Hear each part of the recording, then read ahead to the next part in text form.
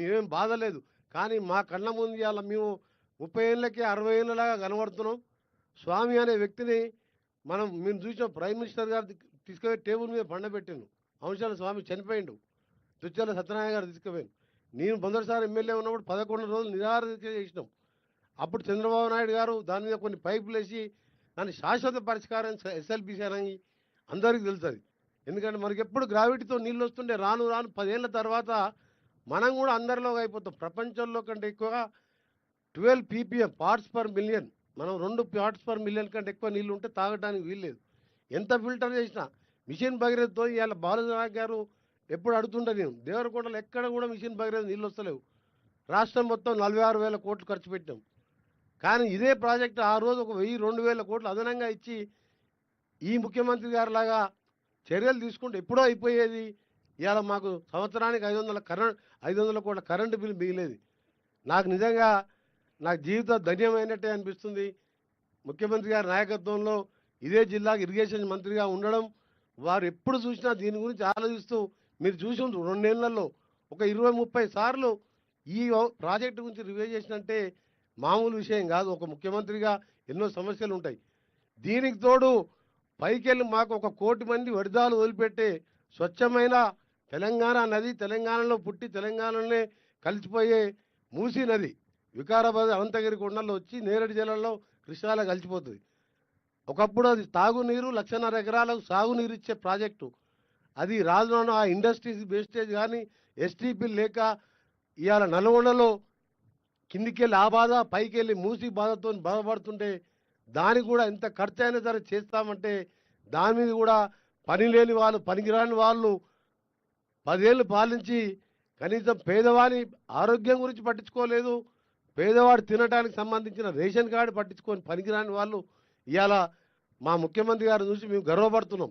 ఎందుకంటే మూసి ఇవాళ నిజంగా నల్గొండలో కొన్ని గ్రామాలలో పడుకోలేరు. ఆ పరిస్థితి మీ అందరికీ తెలుసు. మీరందరూ నల్గొండ జిల్లా వాస్తవులే.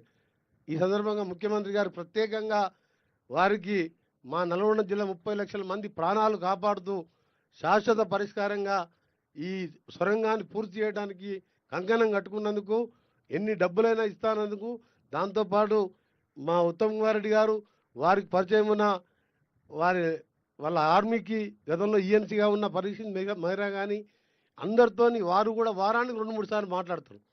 నిజంగా జిల్లా ప్రజల అదృష్టం, జిల్లా ప్రజలకు మరొకసారి ప్రాణం పోసినట్టే లెక్క. ఈ సందర్భంగా గౌరవ ముఖ్యమంత్రి గారికి ప్రత్యేకంగా ధన్యవాదాలు తెలియజేసుకుంటున్నాం. ఇప్పుడు ప్రోగ్రామ్ ఏంటంటే ముఖ్యమంత్రి గారు మాట్లాడతారు. వారు మాట్లాడినాక ఈ హెలికాప్టర్ టేక్ ఆఫ్ అవుతుంది.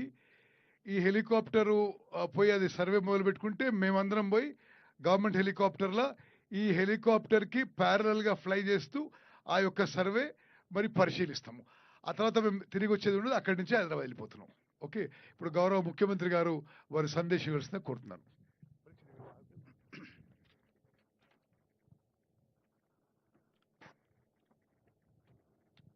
ఎస్ఎల్బిసి ప్రాజెక్టు యొక్క పనుల పురోగతిని సమీక్షించడానికి నాతో పాటు విచ్చేసిన సాగునీటి పారుదల శాఖ మంత్రివర్యులు ఉత్తమ్ కుమార్ రెడ్డి గారు, ఆర్ఎండ్బి శాఖ మంత్రివర్యులు మిత్రులు కోమటిరెడ్డి వెంకటరెడ్డి గారు, అచ్చంపేట శాసనసభ్యులు వంశీకృష్ణ గారు, దేవరకొండ శాసనసభ్యులు బాలునాయక్ గారు, సాగునీటి పారుదల శాఖ అధికారులు, ఆర్మీకి సంబంధించిన అధికారులు, అదేవిధంగా సర్వే ఆఫ్ ఇండియాకి సంబంధించిన అధికారులు ఈ సమావేశంలో పాల్గొని ఈ ప్రాజెక్టును పూర్తి చేయడానికి తెలంగాణ రాష్ట్ర ప్రభుత్వం చేస్తున్న ప్రయత్నాలు, ఇందులో వస్తున్న అడ్డంకులను మీడియా మిత్రుల ద్వారా తెలంగాణ ప్రజలకు వివరించదలుచుకున్నాం. ప్రధానంగా ఈ ప్రాజెక్టు 30 టీఎంసీలు 3 లక్షల ఎకరాలకు సాగునీరు, నల్గొండ జిల్లా ప్రజలకు 30 లక్షల మందికి తాగునీరును అందించాలని 1983లో మంజూరు చేయడం జరిగింది. ఆ ప్రాజెక్టు పనులు కొనసాగుతూ ఈ లోపల ఎలిమినేటి మాధవరెడ్డి గారు చనిపోవడం, ఆ ప్రాజెక్టుకు మాధవరెడ్డి గారు పేరు పెట్టడం, ఆ తర్వాత తిరిగి మళ్ళీ 2004లో ఆనాడు UPA 1 doctor YS Rajasekhara Reddy గారి నేతృత్వంలో ఉమ్మడి రాష్ట్రంలో కాంగ్రెస్ ప్రభుత్వం ఏర్పడడం జరిగింది. 83లో మంజూరైన ప్రాజెక్టు 2004 వరకు దాదాపు 20 సంవత్సరాలు పూర్తయిన